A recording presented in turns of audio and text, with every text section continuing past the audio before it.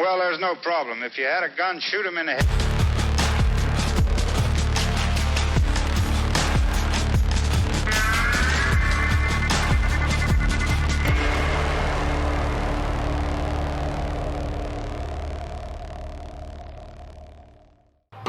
Hey guys, Hop here for TFB TV. I'm with Luke C. at NRAM 2023 in Indianapolis, Indiana. That's the NRA annual meeting. Today is the Primary Arms Range Day, and then tomorrow and the day after is the actual show itself. So we're going to be walking around the range today, trying to find some interesting guns to show you guys. And then over the next couple days, you'll see some coverage from the show itself. So let's get in there, see if we can find something cool to shoot.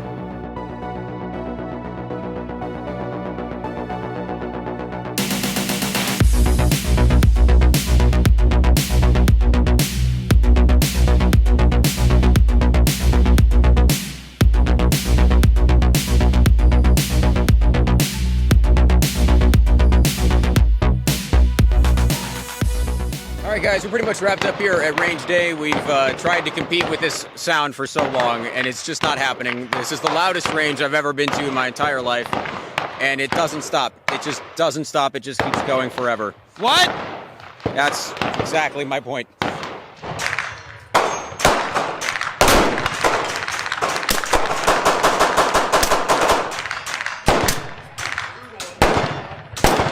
So Primary Arms Range Day. Obviously, there was a lot of primary arms stuff here. There were some things we were interested in checking out, like the new Glock 28.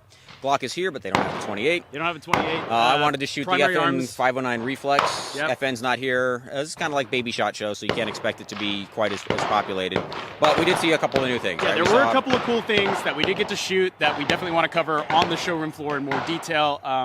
Anderson Manufacturing brought out their new, actually not their new, they're bringing back a real dissipator, a real Dissi for all you Dissi fans out there. Authentic dissipator. It's not like those fake dissipators that everybody's been kind of cheating with the last couple of years. You'll see more about that tomorrow, probably. Yeah, awesome off-the-shelf deal, and I think you guys will like the price and availability on it too, which is going to be pretty cool. What else did we see? We shot a bunch of different red dots from CNH. We'll have to talk about those again later. A whole new line of red dots. Those are, I think the gist of it is, like, a lot of them are meant for the Glock MOS system that won't need a plate, and then they also have a bunch of new plates to help adapt their optic to other mounting systems as well. So have to check those out as well.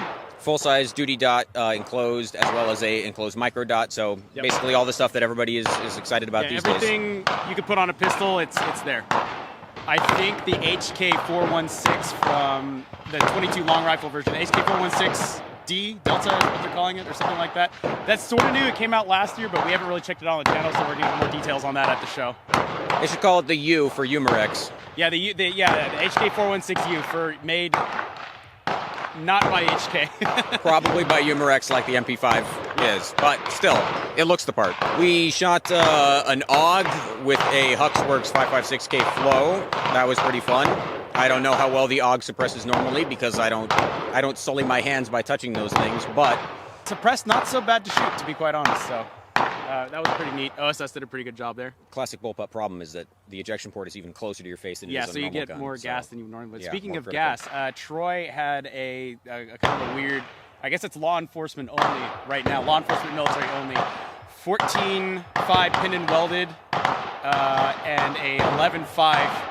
I guess the whole point, like, it's a charging handle and a suppressor setup system, and it did a pretty good job of defeating gas blowback, so not too bad.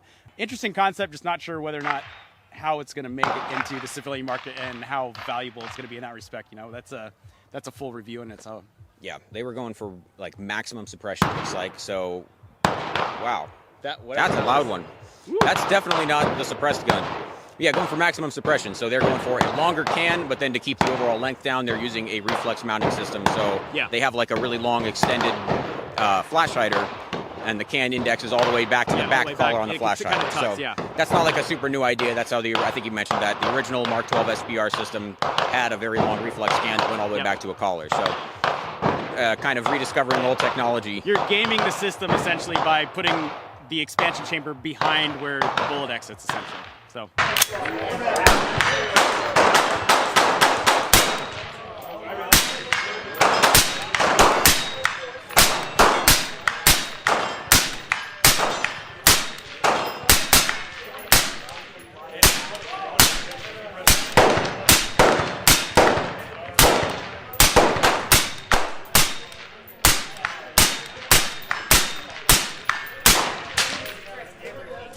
So I like the Primary Arms. Obviously, this is their range day, and they brought a lot of their optics, but they didn't bring the one that I think we were most curious to try, which is the 5X Micro Prism. But they did bring the GLX line Red Dot RS15, which is one of those red dots that's just like somehow keeping the Delta Point pattern footprint alive. But nice big window, Delta Point pattern, Primary Arms. Price, GLX range. I think it's the first time that they've done a pistol dot in the GLX range, which is like the golden mean between price and quality. Like super budget and like some of their high-end stuff. Like I say, I also have not done a PLX pistol dot. If they ever did that, I'm sure it would be quite interesting. But so we did get to shoot that. But no 5X Micro Prism, unfortunately. And I didn't see the 1-6 Nova ACSS, but I'm sure it was out there.